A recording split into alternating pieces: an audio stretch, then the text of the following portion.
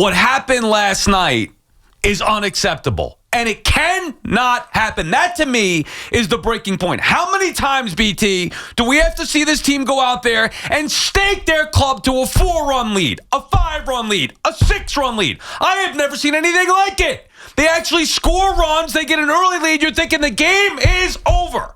Going back to Sunday against the Brewers, you get a big lead like that, you put that game away. And these pitchers can't get out of the third, fourth damn inning. Unacceptable. It's got to change. They have to figure it out. Stearns built this staff. We talked about the pitching lab and all this nonsense. And when it happens against a crappy, dead meat, left for dead, buried, pathetic Atlanta Braves team with your best pitcher on the mound at home after the record breaker and all that stuff, 6-0, you're clobbering them. David Peterson can't get through the fourth inning? Unacceptable. There are two things to me, BT, that are non-negotiable. It is when pitchers cannot throw strikes or choose not to throw strikes. It drives me up a wall. The other would be if your team gives you a lead. I don't care who you are as a starting pitcher. Certainly the best starting pitcher. Yeah. David Peterson was an all-star.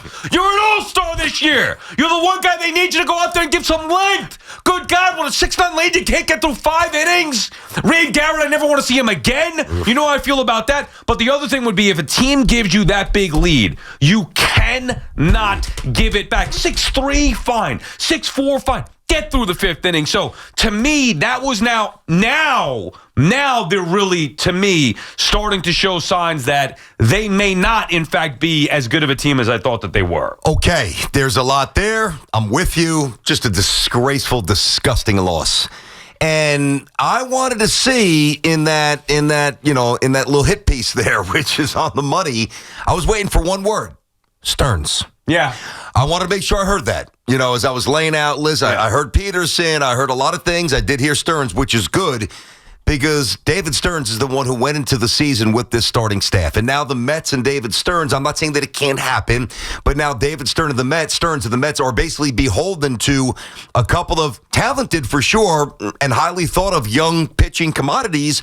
But they and we and nobody knows what they're going to do on the big stage. And quite frankly, Sal, you can make, and this is a bit of a different conversation, but I can make the statement that if these young arms don't come and stabilize things, the Mets are not going to make the playoffs. Right, so think about it. A team that has the payroll that they have and was expected to contend legitimately for the World Series, now as we get toward, September, you're 2 weeks from September, whatever it is, they're going to be relying on at least one for now with McLean coming up, probably 2 with Sproat soon behind him, and I hope 3 with Tom, because how are you going to fix it? So we all know the issue, right? The bats have come to life a little bit, and you trust that they would at some point. Lindor, Soto, Alonso, even Nimmo, throw him in there, whatever it may be. Yep. And they've shown that they can do that. The bullpen, I trust wholeheartedly with Rogers, Helsley, Diaz. That's 3 legit. You got to get to them. Yeah, well, not even mentioning Soto or really. They have like 5 good guys. Yeah. Problem is we keep seeing Stanek and Reed Garrett because they're going to the bullpen in the 3rd or 4th inning. Yeah. It can't happen. So then the issue is, okay, we all know it can't happen. We all know it's been happening for far too long. How are they going to fix it? They have to fix it. That's why I said the other day, hey, bring up all 3, Tong, McLean, Sproat. I'm not saying that they're the answers. I'm saying that you need an answer, and at least there's a chance, and then you could move Holmes back to the bullpen and get rid of Reed Garrett, Ryan Stanek, all these guys who can't get outs. Reed Garrett, would it kill you not to give up a grand slam? I mean, good God, even if you blow the lead, you give up a grand slam? Ball was hammered. Yeah, dead center. Oh. Remember, I said the other day, I said this about the Yankees, too, and Yankees didn't look good either. We'll get to them, but I said right now the Yanks and the Mets are bad at more things than they're good at. Remember I said that? Yes. I truly, truly believe that. And in the case of the Mets, as much as we're talking about Peterson, and I get the start, and by the way, Peterson's been terrific last night aside. And I get it. You do your job, though. You can't walk 5 guys. I understand, like, you go out there with your B- stuff, your C+ stuff. You're not a robot. You're a human, and you were an all-star, and you've been the best starter. Everybody's entitled to a couple of bombs. I get it. He's a human being, but 5 walks is so substandard. That's unacceptable. With a 6-0 lead. I get you. And real quick, there are I mean, even the 61 Yankees, I'm sure, lost, or the 86 Mets lost 11-6. But there's different types of 11-6. All right, the other team, you just have nothing. You lose 11-2, you get drilled. You lose 11-5, you get smoked. You lose 11-1, you get shut out. You lose 11-0. I don't know how many times any team in baseball jumps out to a 6-0 lead and then has 11 unanswered. So that's a different kind of 11-6 loss.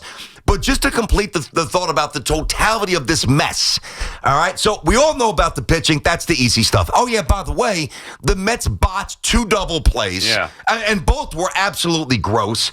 I don't know why they sent Pete from try to score on a one-hop laser to right field. The exit velo was well over 105. He's out by 3 feet. And Soto, once again, who's starting to hit the long ball. Right. I get that, but 2 on, down 3. And it's only the 5th inning, strikeout.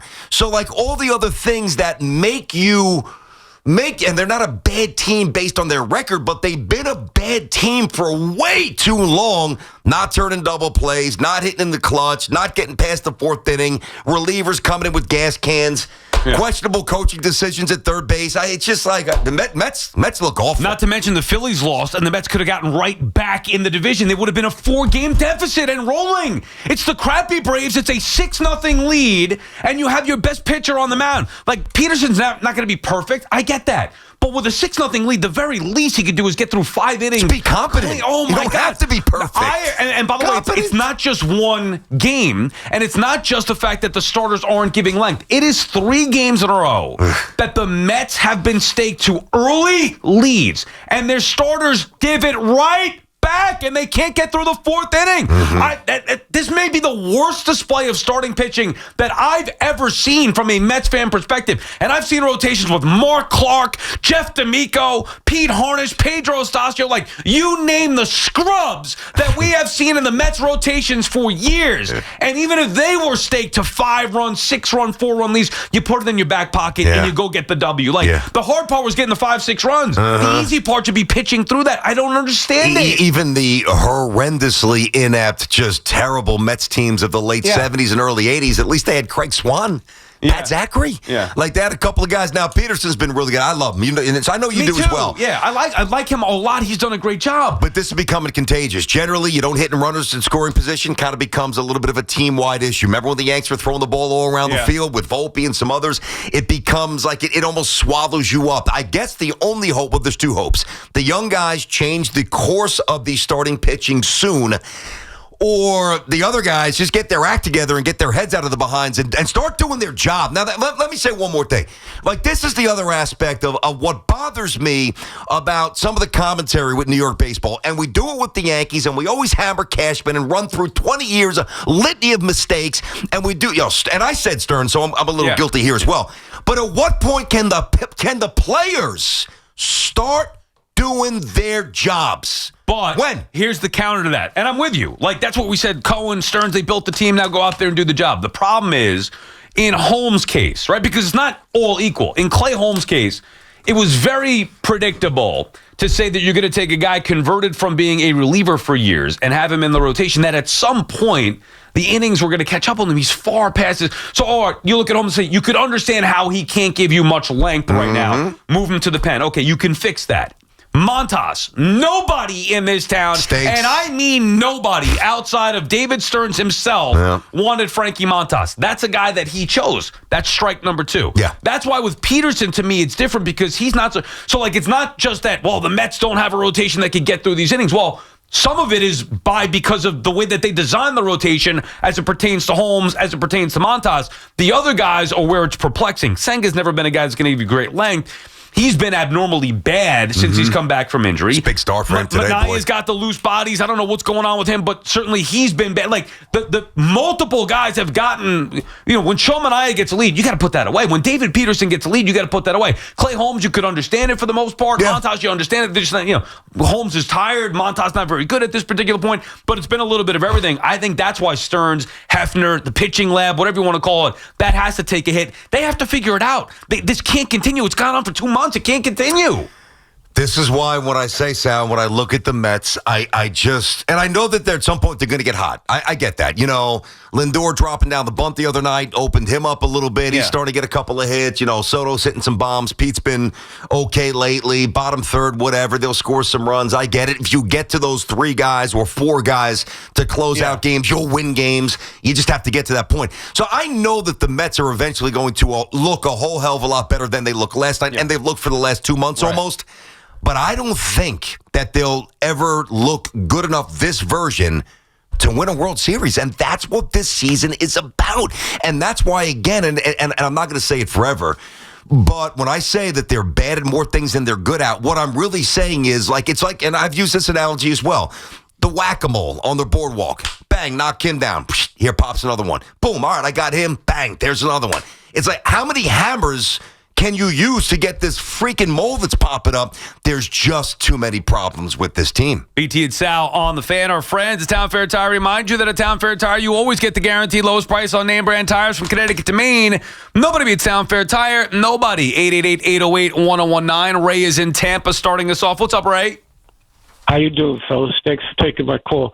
I feel the biggest problem isn't so much the players. I think it's Mendy. Once the first 3 runs came in, he should have taken the pitcher out that quick.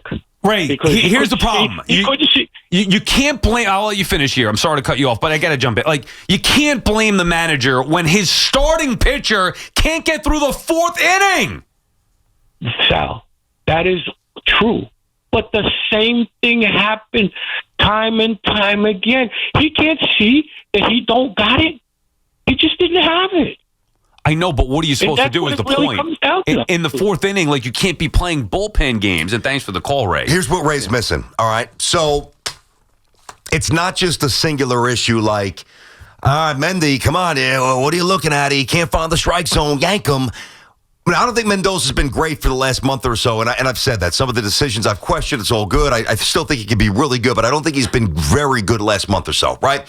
But when he's in his spot in the dugout, he's not just looking at a pitcher struggling. He also, this is a big part of it, has to now navigate inning upon inning, and multiple outs, 15 outs for the bullpen, and he's been doing that basically for the last month. Right. So it's not just, all right, Peterson's he's an all-star, but he's off tonight. Let's yank him, and we'll get him next start. There's the Mets staff is so overworked and such a mess. You got to try to steal the couple outs. If it happened in the 5th or 6th inning, and you could see him starting to lose it, that's when you could say, hey, Mendy should have gone to the pen sooner. I agree with you. In the 4th inning, I can't do that. With Peterson, Mendy, you got to be like, dude, what is going on? Now, here's where I will get on Mendy. He's the manager. Figure it the bleep out. Figure it out. He knows it too. Yeah. You're the manager. I don't know what's going on with the pitching staff. I don't know how the changes happen. Figure it out. You, Stearns, Hefner, Cohen, whoever needs to be in that room, figure it out. The season's starting to get away from here. Now all of a sudden it went from having, they have a 3-game lead on the Reds. Now all of a sudden, forget the division for a second, even though I still am not giving up on that. There's still time to go here, but now all of a sudden the Reds are 1 game behind you. Yep. And there's no reason to believe that the starters are all of a sudden going to flip a switch and get better. No, they're not. I don't think they are. So Peterson will be better, but... And you could say, a month ago, all right, it's not time to panic. A week ago, 2 weeks ago, not time to panic. Mm-hmm. You're now getting there to the point where this has continued far too long. It can't just be, let's hope Big Pete could go out there, David Peterson, and give us 6-7 innings tonight. Let's hope Senga turns it around. Let's hope Minaya is building himself back up. Let's hope Holmes could give us 5-7. No, you've seen this how many times through. Change is needed now. Now they got to figure it out. The problem is change was also needed a couple of weeks ago with the starting pitcher. Stearns didn't deliver one, so that's why we got to see how these young kids do. Yeah, he relied on the young guys. I got you, and that's got to work itself out. And by the way, if anybody thinks it's still, not that anybody's out there saying it's so early. Nobody's saying that. There's only 40-something games left. But if you're still not convinced that time's ticking, because I'm with you, both of these teams, it's getting late. all you have to understand is the Jets and the Giants are playing this weekend in a preseason game. Right. So that should, if you've been around long enough, you should know Jets-Giants preseason game, and I know it's usually the third week, not the second, but football season's coming. And when football season's coming, if a baseball team is unstable, that's not good timing. That means it's getting late. The only thing is that there's still a full month plus left of the schedule. A lot can change. If the Mets would have won last night, the energy, and honestly, I thought they were going to. So did I. Matter of fact, I was texting Evan, because he's busting my chops for the last several months about, is the NL East over? Is the NL East over? Well, him and Marash thought that the Mets were going to win the division. Now they both think that the Mets are going to lose the division. So up 6-0, knowing the Phillies got beat, I texted him, is the NL East over? And then about an hour later, David Peterson implodes or whatever it was. And now, to me, like the hope of the division, whatever excitement or belief I had, they just ruined it. They put the nail in the coffin of that belief. It still could happen, though, because just that one game, it would have been totally different. Hey, 4 games back. Mets are rolling right now. The problem is they've had too many of these. 2 of the last 3 games, they should have won those against They should be winning 3 in a row here against Milwaukee and then last night, which changes everything. So point is, you're only a short win streak away from making everything feel totally different. No, you are, for sure. But that's why, my main premise is of great concern because the multitude of issues that plague the Mets. Yeah, I know they're going to look good for a couple of games, and they might look good for a week. I just believe, unfortunately, and again, I think they'll be a wild card team. But at the end of the day, I think they're going to fall way short based on the expectations because there's just too many issues. John is in Danbury, Connecticut. What's up, John? Johnny. Thanks for taking the call, guys. Yeah. When at the beginning of the season, on paper, both these teams look like they were going to be great. We're going to have a good run. And it is frustrating because now we're playing the blame game of like, oh, it's Stern, oh, it's Cashman, oh, it's the players, oh, it's Boone, oh, it's everyone's fault. And it's like, at the end of the day, I think there is a line that you have to draw of the players have to do their job, to your point, guys. And it's just getting so annoying watching these baseball teams. And as a fan, I don't root against the Mets as a Yankee fan, but, you want both teams to succeed. When both teams are good in New York, that's great for the sport and that's great for the city. And both these teams are just, I think they're floundering their opportunity here. John, it's just amazing to see where these guys were last year and where we are now. It's like, I feel like I'm living in a bizarro world. I am with you 1,000%. So much so that last night, BT, I'm thinking and watching both these games, I can't take this anymore. That's what I'm feeling. I can't take the losing anymore from both these teams. I can't take it. Like, it's one thing if you watch one team and endure the losing, which is bad enough. We're watching both teams. I can't take it. I can't take the Yankees and they're losing, and I can't take the Mets the way that they're blowing these games here, coughing up. Not with the expectations. Now, I still believe both teams will be playoff teams, but come on, dude. This has gone on for months now. It's got to stop. I mean, with the Yankees, it's really gone on for years with the same issues. But I hate, I got you. Always pulling up the pass is just, it's absolutely mentally parallel. I can't do it anymore. C-Mac said it yesterday. He's like, we got to stop. And I agree with this. He's like, we got to stop just conjuring up everything that's been wrong with the Yankees this century and almost just focus on a night-to-night basis. I think that was pretty smart. Right, there's enough there to get on. Yeah, exactly. It's like there's no content. Right. He scored 1 run last night against the Twins. The only thing I would say, and you and I have this debate all the time, where you're like, okay, well, stop bringing back, whether it was with the Giants and it dates back to, when Gettleman drafted Barkley, whatever. Yeah, sure. Like the reason why we bring it up, it's not to say, well, look at the Yankees dynasty in the 90s. It's to say in recent history, a lot of the decisions that they made or moves that they made have led to where they're at today. No question. And I listen, I'm not dismissing it as a valued point. Right. I'm really not. I mean, there's a direct correlation to, whether it's Isaiah and Dolan back in the day. Right. I mean, why were the Knicks bad for 15 years? I mean, look back at what happened the moment Van Gundy walked out the door and every other mistake. I absolutely get it. Now, the good news for the Mets is that their runway, if you will, of mistakes is far shorter than the Yankees because it's a new regime. And, maybe that will embolden fans because I just think Yankee fans are just tired of the same nonsense, whereas Met fans are at a different stage. But I just look at this Mets team and I think that their ceiling is okay. I don't think their ceiling's amazing, number one, and their floor is frighteningly lower than I thought. BT and Sal on the Fan Warrior calls when we come back. 888-808-1019, the number to call.